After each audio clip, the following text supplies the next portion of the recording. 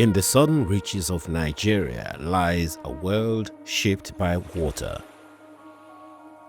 A vast maze of rivers, creeks, forests, and mangrove swamps. This is the eastern Niger Delta, a frontier not of isolation, but of connection. Here, geography is destiny. The rivers gave life, shaped movement, defined trade, and nurtured civilizations long before colonial maps were drawn.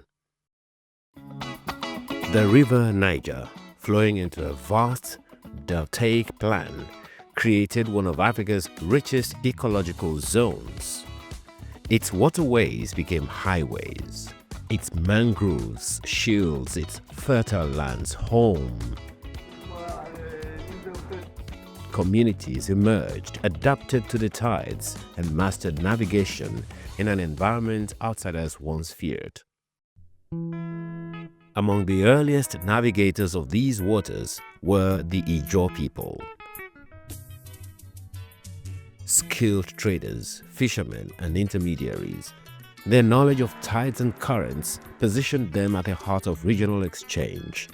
Alongside them, diverse linguistic and cultural groups established vibrant settlements, each contributing to a mosaic of identity that defines Rivers State today.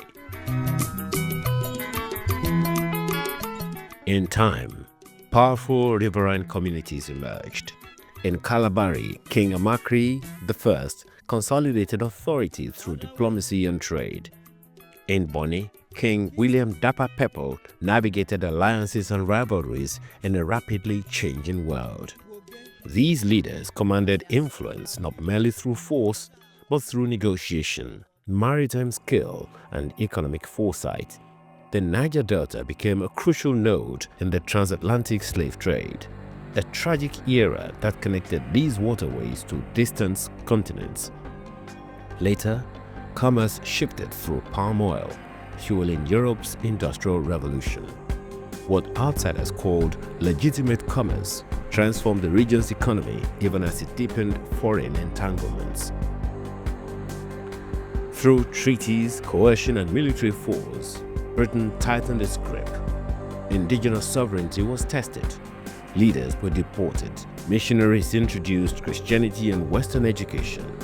Colonial administration redrew political structures, culminating in Nigeria's amalgamation and integration into a global imperial economy. Global upheavals, the World Wars, the Great Depression, the rise of Pan-African movements reverberated across the Delta. Economic fluctuations reshaped livelihoods. Political consciousness grew. The people of the Niger Delta were no longer subjects of distant powers alone. They became participants in shaping their collective future.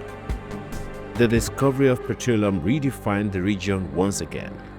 Oil promised prosperity and modernization, yet it also brought environmental degradation and social tension. The Delta's waters, once symbols of abundance, became contested spaces of extraction and advocacy.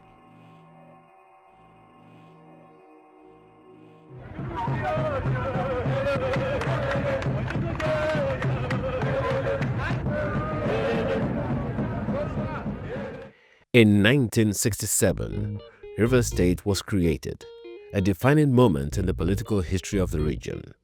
Decades later, Bayelsa State emerged from its eastern flank.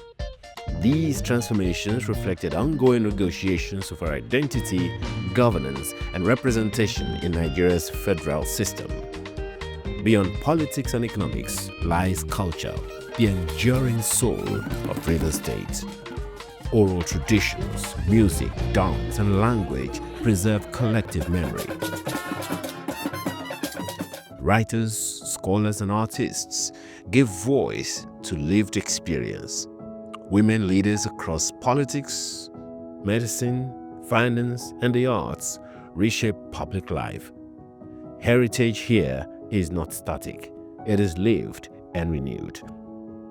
Approved for schools, The River's Frontier by novelist and historian Titi Hospal is more than history. It's a call to engagement.